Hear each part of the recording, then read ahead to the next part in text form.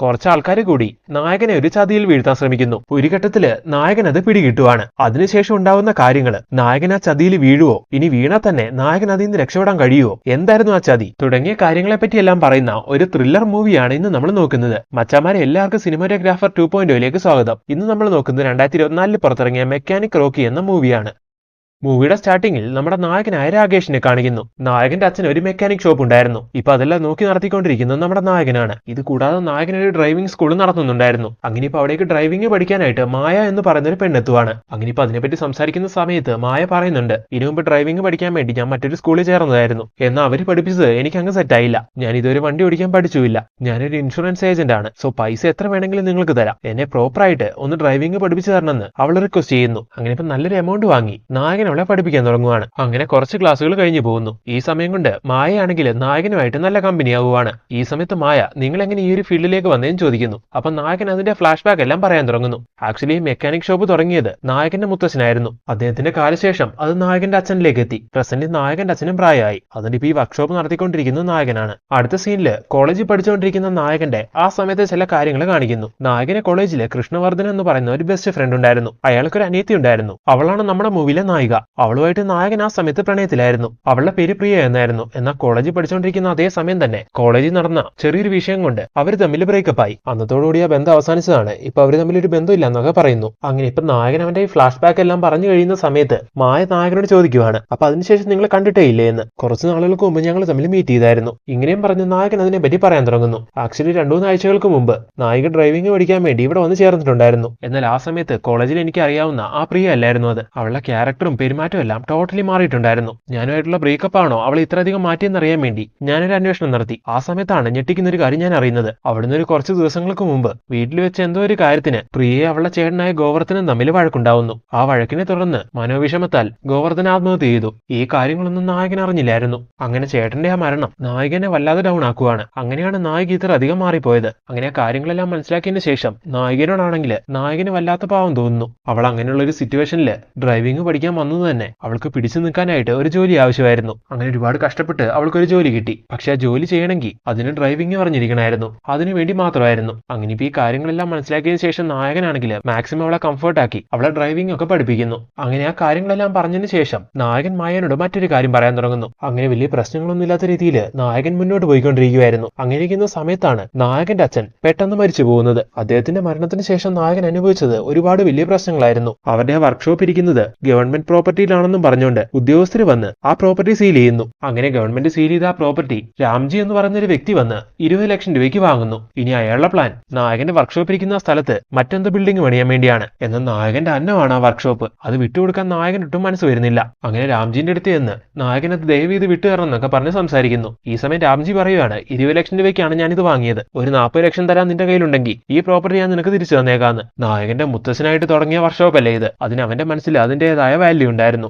അതുകൊണ്ട് തന്നെ 40-ക്ക് 40 പൈസ എങ്ങനെയെങ്കിലും ഞാൻ അറേഞ്ച് ചെയ്ത് തരാം. കുറച്ച് ടൈം തന്നാൽ മതി. ദേവി ഇത് ആ സമയം വരെ വർക്ക്ഷോപ്പ് പൊളിക്കാനുള്ള കാര്യങ്ങളൊന്നും ചെയ്തേക്കില്ലെന്ന് നായകൻ റിക്വസ്റ്റ് ചെയ്യുന്നു. അതിന് രാംജി ഓക്കെ പറയുകയും ചെയ്യുന്നു. അങ്ങനെ അന്ന് മുതൽ നമ്മുടെ നായകനാണെങ്കിൽ ആ പൈസ അറേഞ്ച് ചെയ്യാൻ വേണ്ടി ഓടുവാണ്. എന്നാൽ എത്രയൊക്കെ ശ്രമിച്ചിട്ടും നായകൻ ആ 40 ലക്ഷം അറേഞ്ച് ചെയ്യാൻ പറ്റുന്നില്ല. ഇത് മനസ്സിലാക്കി രാംജി ആണെങ്കിൽ JCB കൊണ്ടുവന്ന് ആ പ്രോപ്പർട്ടിയിലുള്ള നായകന്റെ വർക്ക്ഷോപ്പ് പൊളിക്കാൻ ശ്രമിക്കുന്നു. ആ സമയം കൊണ്ട് നായകനാണെങ്കിൽ 10 ലക്ഷം രൂപ മാത്രം അറേഞ്ച് ചെയ്തിട്ടുണ്ടായിരുന്നുള്ളൂ. ആ എമൗണ്ട് കൊണ്ടേ കൊടുത്ത് രാംജിന്റെ കാല് പിടിക്കുന്നു. അണ്ണാ ദേവി ഇത് കുറച്ചും കൂടി ഒന്ന് ക്ഷമ കാണിക്കണം. 10 ലക്ഷം ഞാൻ അറേഞ്ച് ചെയ്ത് കൊണ്ടുവന്നിട്ടുണ്ട്. ദേവി ഇത് സ്വീകരിച്ച് ബാക്കിയുള്ള പണം എനിക്ക് അറേഞ്ച് ചെയ്യാൻ കുറച്ച് സമയം കൂടി തരണമെന്ന് പറയുവാണ്. അങ്ങനെ നായകൻ ഒരുപാട് റിക്വസ്റ്റ് ചെയ്തുകൊണ്ട് അയാൾ ആ പണം വാങ്ങി അതിന് സമ്മതിക്കുന്നു. അങ്ങനെ ഇപ്പൊ പ്രസന്റ്ലി നായകൻ ബാക്കിയുള്ള 30 ലക്ഷത്തിന് വേണ്ടി നെട്ടോടെ ഓടിക്കൊണ്ടിരിക്കുകയാണ്. അങ്ങനെ ഈ കാര്യങ്ങളെല്ലാം നായകൻ മായനോട് കറക്റ്റ് ആയിട്ട് ഷെയർ ചെയ്യുന്നുണ്ട്. അതിന്റെ അടുത്ത ദിവസം മായ ആണെങ്കിൽ ഒരു അർജന്റ് കാര്യമുണ്ടെന്നും പറഞ്ഞുകൊണ്ട് നായകനെ കോൾ ചെയ്യുന്നു. നായകൻ കാര്യം ചോദിക്കുന്ന സമയത്ത് മായ പറയുവാണ്, നായ വർക്ക് ചെയ്തുകൊണ്ടിരിക്കുന്ന ആ ഇൻഷുറൻസ് കമ്പനിയിൽ മരിക്കുന്നതിന് മുമ്പ് നായകന്റെ അച്ഛൻ ഒരു ഇൻഷുറൻസ് പോളിസി എടുത്തിട്ടുണ്ടായിരുന്നു. 2 കോടിയുടെ ആയിരുന്നു അത്. ഇപ്പൊ നായകന്റെ അച്ഛൻ മരിച്ചു പോയോണ്ട്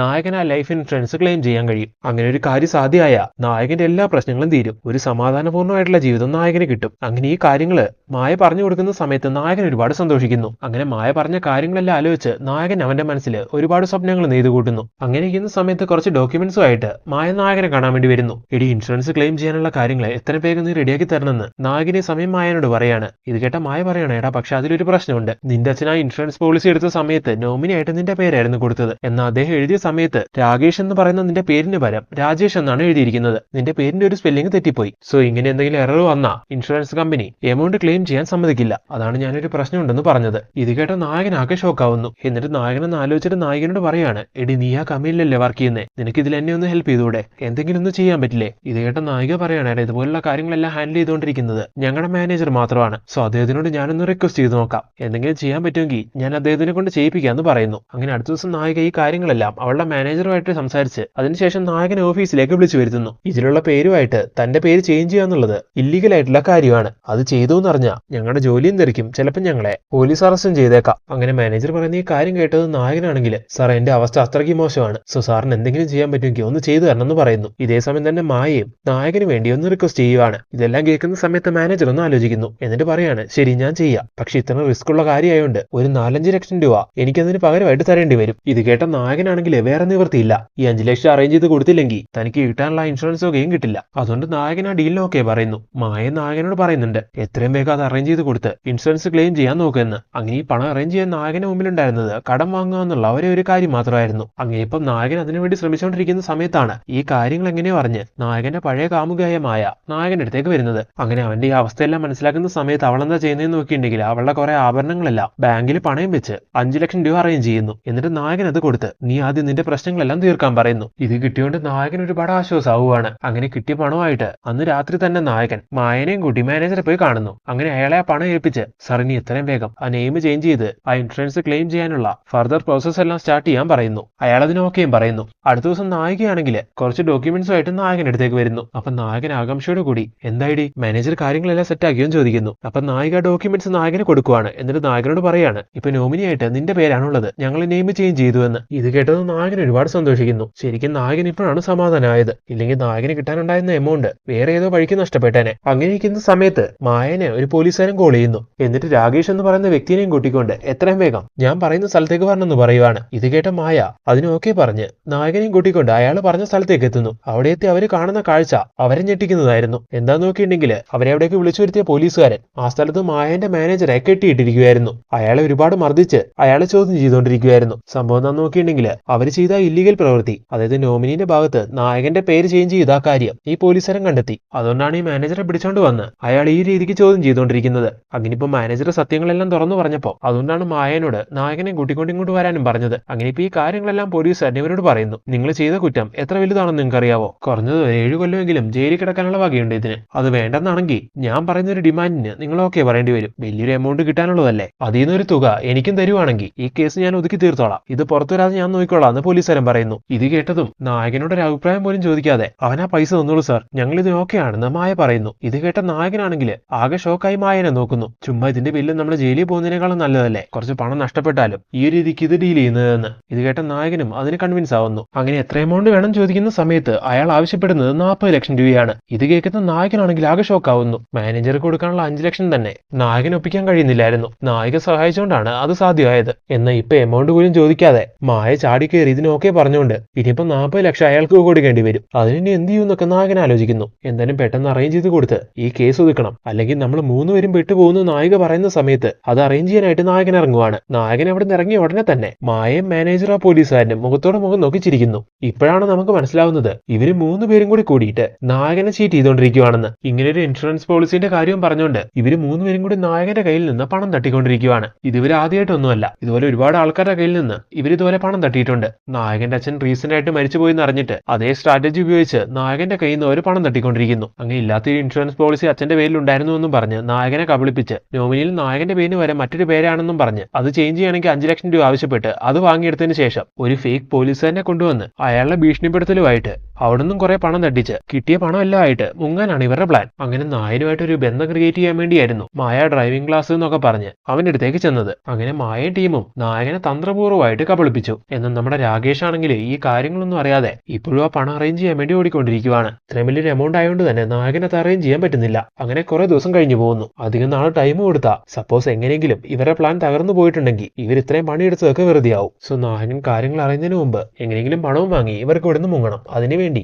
മായ ഇടയ്ക്ക് നായകനെ വന്ന് കാണുന്നു. എന്നിട്ട് പണം എത്രയും വേഗം കൊടുത്തില്ലെങ്കിൽ പോലീസുകാരൻ പ്രശ്നം ഉണ്ടാക്കുമെന്ന് എന്നെ വന്ന് കണ്ടു പറഞ്ഞായിരുന്നു എന്നൊക്കെ പറഞ്ഞ് നായകനെ ഒന്ന് പേടിപ്പിക്കുന്നു. നീ പേടിക്കണ്ട, എത്രയും വേഗം ഞാനത് അറേഞ്ച് ചെയ്യുമെന്ന് നായകനെ ഈ സമയത്ത് അവൾക്ക് ഉറപ്പ് കൊടുക്കുന്നു. അങ്ങനെ ഇരിക്കുന്ന സമയത്താണ് മൂവിയിൽ മറ്റൊരു ട്വിസ്റ്റ് നമ്മളെ കാണിക്കുന്നത്. മരിച്ചുപോയി എന്ന് പറഞ്ഞ നായകന്റെ അച്ഛൻ ഒരു കാശ്മീർ ട്രിപ്പ് എല്ലാം കഴിഞ്ഞ് ഇപ്പൊ നാട്ടിലേക്ക് എത്തുവാണ്. നാട്ടിലേക്ക് റീച്ചായ അയാള് ന്യൂസ് പേപ്പറിൽ അയാളുടെ മരണ വാർത്ത കാണുന്നു. ഇതുകൊണ്ട് ആകെ ടെൻഷൻ ആവുന്ന അയാള് പെട്ടെന്ന് തന്നെ വീട്ടിലേക്ക് എത്തി നായകനോട് അതിനെ പറ്റി ചോദിക്കുവാണ്. ഇപ്പോഴാണ് ഇതിന് പുറകിലെ കാര്യം എന്താണെന്ന് നായകൻ ഒരു ഫ്ലാഷ് ബാക്കിലൂടെ പറയാൻ തുടങ്ങുന്നത്. ഈ സമയം പ്രിയ എവിടേക്ക് വരുന്നു. പ്രിയന്റെ ചേട്ടൻ വിഷ്ണുവർദ്ധനുമായിട്ട് നായകൻ നല്ല കമ്പനിയാണെന്ന് പറയുന്നുണ്ടായിരുന്നല്ലോ. വിഷ്ണുവർദ്ധന്റെ മരണത്തില് ഒരു ദുരൂഹതയുണ്ടായിരുന്നു. സംഭവം എന്താന്ന് നോക്കിയിട്ടുണ്ടെങ്കിൽ മരിക്കുന്നതിന് മുമ്പ് അയാള് നായകന്റെ കുറെ സ്വർണ്ണാഭരണങ്ങളും പണം എല്ലാം വാങ്ങിക്കൊണ്ടു പോയിട്ടുണ്ടായിരുന്നു. എന്തോ അർജന്റ് കാര്യം പറഞ്ഞിട്ടാണ് അയാൾ അത് വാങ്ങിക്കൊണ്ടുപോയത്. പെട്ടെന്ന് തന്നെ തിരികെ ഏൽപ്പിക്കാമെന്ന് അയാൾ പറയുന്നുണ്ടായിരുന്നു. എന്നാൽ അയാൾ കറക്റ്റ് ടൈമിന് അത് തിരിച്ചു കൊടുക്കുന്നില്ല. അങ്ങനെ അതിനെ ചൊല്ലി നായിക അയാളുമായിട്ട് വഴക്കുണ്ടാക്കുന്നു. അങ്ങനെ ആ വഴക്കിനെ തുടർന്ന് മനംനൊന്താണ് അയാൾ ആത്മഹത്യ ചെയ്തത്. അയാളുടെ മരണത്തിന് ശേഷം പ്രിയ ആഗ്രഹിക്കുവാണ് എന്തിനു വേണ്ടിയാണ് ചേട്ടൻ ആ പണവും സ്വർണ്ണാഭരണങ്ങളെല്ലാം കൊണ്ടുപോയെന്ന് അറിയണമെന്ന്. അങ്ങനെ അയാളുടെ സിസ്റ്റം ചെക്ക് ചെയ്യുന്ന സമയത്ത് ഒരു ഇൻഷുറൻസ് കമ്പനിയുമായിട്ട് അയാൾക്ക് എന്തൊരു ഡീലിംഗ്സ് ഉണ്ടായിരുന്നുവെന്ന് പ്രിയ മനസ്സിലാക്കുന്നു. അങ്ങനെ അതെന്താന്ന് കണ്ടെത്താൻ വേണ്ടി പ്രിയ ഇറങ്ങുവാണ്. അങ്ങനെ ചേട്ടന്റെ ഒരു ഫ്രണ്ട് വഴി പ്രിയ അത് കണ്ടുപിടിക്കുന്നു. വിഷ്ണുവർദ്ധനും മായന്റെ അവളുടെ ഗ്യാങ്ങിന്റെയും ചതിക്കുഴിയിൽ വീണിട്ടുണ്ടായിരുന്നു. അങ്ങനെ അവരാവശ്യപ്പെട്ടതനുസരിച്ച് എന്തോ ഇൻഷുറൻസ് തുക കിട്ടുമെന്നും വിചാരിച്ച് അതിനുവേണ്ടിയാണ് അയാൾ നായകന്റെ കയ്യിൽ നിന്ന് ആ സ്വർണ്ണാഭരണങ്ങളും പണം എല്ലാം വാങ്ങിക്കൊണ്ടുപോയത്. അങ്ങനെ അതെല്ലാം അവർക്ക് കൊടുത്തു കഴിഞ്ഞ് ചതിയിൽ പെട്ടുവെന്ന് മനസ്സിലാക്കിയപ്പോൾ അയാൾ തകർന്നുപോയി. ആ സമയത്ത് നായിക സ്വർണവും പണവും എല്ലാം തിരിച്ചു കൊടുക്കാത്തതുകൊണ്ട് പ്രശ്നം കൂടി ഉണ്ടാക്കിയപ്പോൾ മനംനൊന്താണ് അയാൾ സൂയിസൈഡ് ചെയ്തത്. അങ്ങനെ ഈ കാര്യങ്ങളെല്ലാം മനസ്സിലാക്കിയതിനു ശേഷം നമ്മുടെ നായിക ചെന്ന് ഈ കാര്യങ്ങളെല്ലാം നായകനെ അറിയിക്കുന്നുണ്ടായിരുന്നു. അങ്ങനെ അവളെ നായകനെ കെട്ടിപ്പിടിച്ച് കരയുന്ന സമയത്ത് നായകൻ അവളെ സമാധാനിപ്പിക്കുന്നു. നായകന്റെ ചേട്ടനും തന്റെ ബെസ്റ്റ് ഫ്രണ്ടുമായ വിഷ്ണുവർദ്ധനോട് ഇങ്ങനെല്ലാം ചെയ്തവന്മാരെ വെറുതെ വിടാൻ പാടില്ല എന്ന് നായകൻ ഈ സമയത്ത് പ്ലാൻ ചെയ്യുന്നു. അങ്ങനെ ഉടനെ തന്നെ നായകനെയും കൂട്ടിക്കൊണ്ട് നായകൻ അടുത്തുള്ള പോലീസ് സ്റ്റേഷനിലേക്ക് പോയിട്ട് ഇങ്ങനെ ഒരു കംപ്ലൈന്റ് കൊടുക്കുന്നു. എന്നാൽ പോലീസുകാര് അതിൽ വലിയ ചൂടൊന്നും കാണിക്കുന്നില്ല. അതുകൊണ്ട് ഈ ഗ്യാങ്ങിനെ പിടിക്കാനായിട്ട് നായകൻ ഒരു പ്ലാൻ ഉണ്ടാക്കുന്നു. അങ്ങനെ ഈ ഒരു ചതിക്കുഴികളെ പറ്റി ഒന്ന് ഡീറ്റെയിൽ ആയിട്ട് പഠിച്ച് അതിനുവേണ്ടി നായകൻ ഉണ്ടാക്കിയെടുക്കുന്ന ഒരു ഡ്രാമയായിരുന്നു ഇത്. അതായത് തന്റെ അച്ഛൻ മരിച്ചുവെന്ന് എല്ലാവരും വിശ്വസിപ്പിക്കുന്ന രീതിയിൽ നായകൻ ആദ്യം തന്നെ പത്രത്തിൽ വാർത്ത കൊടുക്കുന്നു. അച്ഛന്റെ മരണത്തോടെ തന്റെ വർക്ക്ഷോപ്പ് ഇരിക്കുന്ന സ്ഥലം ഗവൺമെന്റ് പിടിച്ചെടുക്കുന്നതായിട്ട് നായകൻ ഒരു ഡ്രാമ സൃഷ്ടിക്കുന്നു. ആ സ്ഥലം തിരിച്ചു കിട്ടണമെങ്കിൽ 40 ലക്ഷം രൂപ രാംജി എന്ന് പറയുന്ന ആ മുതലാളിക്ക് കൊടുക്കണം എന്നുള്ള രീതിയിൽ വരുത്തുന്നു. നായകൻ ഇങ്ങനെ ഒരു സിറ്റുവേഷനിലാണെന്ന് എല്ലാവരും അറിയുന്ന സമയത്ത് തീർച്ചയായിട്ടും ഇൻഷുറൻസിന്റെ പേരിൽ ആ സ്കാം നടത്തുന്ന ആൾക്കാരും ഈ കാര്യങ്ങൾ അറിഞ്ഞ് അങ്ങനെ ഒരു ഫേക്ക് ഇൻഷുറൻസ് ക്ലെയിമുമായിട്ട് നായകന്റെ അടുത്തേക്ക് വരുമെന്ന് നായകൻ അറിയായിരുന്നു. അങ്ങനെ നായകൻ പ്ലാൻ ചെയ്ത പോലെ തന്നെ വിഷ്ണുവർദ്ധന്റെ മരണത്തിന് കാരണക്കാരായ മായനും ടീമിനെ അതുപോലെ നായകൻ അവനിലേക്ക് എത്തിച്ചു. പിന്നീട് നടന്ന കാര്യങ്ങളെല്ലാം നിങ്ങൾ കണ്ടതാണല്ലോ. മായ കറക്റ്റ് ആയിട്ട് എപ്പോഴും ചെയ്യാറുള്ളത് പോലെ നായകനെ ആ ചതിയിൽ വീഴ്ത്തുന്ന പോലെ എല്ലാ കാര്യങ്ങളും ചെയ്തു. എന്നാൽ മായ അറിഞ്ഞിരുന്നില്ല നായകൻ അവരെ കൊണ്ട് ഇങ്ങനെല്ലാം ചെയ്യിപ്പിക്കുന്നതാണെന്ന്. ഇതെല്ലാം അവരെ വേണ്ടത്ര എവിഡൻസോടുകൂടി പിടികൂടാനുള്ള നായകന്റെ തന്ത്രമായിരുന്നുവെന്ന്. അങ്ങനെ ഇപ്പൊ പ്രസന്റ്ലി എന്തായാലും മായനെയും ടീംസിനെയും ഒരുമിച്ച് പിടികൂടാൻ വേണ്ടി ഇവര് തീരുമാനമെടുത്തല്ലോ. അങ്ങനെ ഇപ്പൊ അതിനുവേണ്ടി അവരാവശ്യപ്പെട്ട പോലെ 40 ലക്ഷം രൂപ അറേഞ്ച് ചെയ്ത് അത് കൊടുക്കുന്ന പോലെ പോയി അവരെ പോലീസിനെ കൊണ്ട് അറസ്റ്റ് ചെയ്യിക്കാന്ന് നായകൻ വിചാരിക്കുന്നു. അങ്ങനെ അവരാവശ്യപ്പെട്ട പോലെ പണമായിട്ട് വരുന്ന രീതിയിൽ ഒരു ബാഗും എടുത്ത് ആ ബാഗിൽ പണം ഉണ്ടെന്നുള്ള രീതിയിൽ അവരുടെ അടുത്തേക്ക് എത്തി. നായകൻ അവരോട് ഡീല് സംസാരിച്ചുകൊണ്ടിരിക്കുന്നു. ഇൻ ബിറ്റ്വീൻ പോലീസിനെയും കൊണ്ട് അവരെ 3 പേരെയും കൈയോടുകൂടി പിടിപ്പിക്കാന്ന് വിചാരിച്ചായിരുന്നു നായകൻ ഇങ്ങനെല്ലാം ചെയ്യുന്നത്. എന്നാൽ നായകന്റെ പെരുമാറ്റത്തില് അവർക്ക് എന്തോ ഡൗട്ട് തോന്നുന്നു. അങ്ങനെ അവരവിടുന്ന് രക്ഷപ്പെടാൻ ശ്രമിക്കുവാണ്. എന്നാലും നായകൻ വിട്ടുകൊടുക്കുന്നില്ല. കറക്റ്റ് പ്ലാനുമായിട്ടായിരുന്നു നായകൻ വന്നിട്ടുണ്ടായിരുന്നത്. ഇൻ കേസ് അവരങ്ങനെ രക്ഷപ്പെടാൻ ശ്രമിച്ചാൽ അവരെ ഏത് വിധേനയും പിടിക്കാൻ വേണ്ടി നായകൻ ഓൾറെഡി പോലീസിനെ എല്ലാം സെറ്റാക്കി വെച്ചിട്ടുണ്ടായിരുന്നു. അങ്ങനെ അവർ രക്ഷപ്പെടാൻ ശ്രമിക്കുന്ന സമയത്ത് അങ്ങനെ പോലീസിനെ വെച്ച് നായകൻ അവരെ 3 പേരെയും പിടിപ്പിക്കുന്നു. അങ്ങനെ ഇത്രയും വലിയ സ്കാമുകളെല്ലാം ചെയ്തു കൂട്ടി അവരെ 3 പേരെ പോലീസ് ത്രൂ ജനങ്ങൾക്ക് മുമ്പിൽ എത്തിക്കുകയും ചെയ്യുന്നു. അങ്ങനെ അവരെ കോടതിയിൽ ഹാജരാക്കി അവർക്ക് വേണ്ട ശിക്ഷയെല്ലാം വാങ്ങിക്കൊടുത്ത് പോലീസുകാർ അവരെ ജയിലിലേക്ക് കൊണ്ടുപോകുന്ന സമയത്ത് നായകൻ അവരെ പോയി കാണുവാണ്. ഇപ്പൊ നിങ്ങൾക്ക് കിട്ടിയ ഈ ശിക്ഷ പാവങ്ങളെ പറ്റിക്കുന്ന ഓരോരുത്തർക്കും ഉള്ള ഒരു ഗുണപാഠമായിരിക്കണം. പിന്നെ ഞാൻ എന്തിനു വേണ്ടിയായിരിക്കും ഇങ്ങനെയെല്ലാം ചെയ്തതെന്ന് നിങ്ങളിപ്പോൾ ആലോചിക്കുന്നുണ്ടാവും. അതിനുള്ള മറുപടി നിങ്ങളെ ഞാനൊരാളെ കാട്ടിത്തരുന്നതിലൂടെ മനസ്സിലാവുമെന്നും പറഞ്ഞ് അവിടേക്ക് നായകൻ പ്രിയനെ വിളിക്കുന്നു. അങ്ങനെ അവളെ കണ്ടതും വിഷ്ണുവർദ്ധന്റെ മരണമാണ് നായകനെ കൊണ്ട് ഇവർക്ക് വേണ്ടി ഇങ്ങനെ ഒരു ട്രാപ്പ് ഉണ്ടാക്കാൻ കാരണമായതെന്നുള്ളത് ഇപ്പൊ പ്രിയനെ കണ്ടതോടെ മായ മനസ്സിലാക്കുന്നു. അങ്ങനെ ഇപ്പൊ ചെയ്ത തെറ്റിനുള്ള ശിക്ഷകളല്ല മായയ്ക്കും അവളുടെ ടീംസിനും കിട്ടുന്നു. അങ്ങനെ അവർ ജയിലിലേക്കും പോകുന്നു. ശേഷം നായകനാണെങ്കിൽ പ്രിയനെ കല്യാണം കഴിച്ച്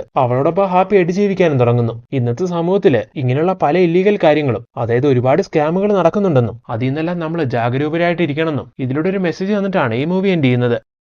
അപ്പൊ എല്ലാ മച്ചാന്മാർക്കും ഈ മൂവി ഇഷ്ടമായെന്ന് വിചാരിക്കുന്നു. ഇഷ്ടമായിട്ടുണ്ടെങ്കിൽ തീർച്ചയായിട്ടും ഞങ്ങളുടെ ചാനൽ സബ്സ്ക്രൈബ് ചെയ്ത് ഞങ്ങളെ സപ്പോർട്ട് ചെയ്ത് കൂടെ നിൽക്കണം. പിന്നെ നിങ്ങളുടെ അഭിപ്രായങ്ങൾ കമന്റ് ബോക്സിലൂടെ അറിയിക്കുകയും ചെയ്യണം. Then see you next video. Thank you so much.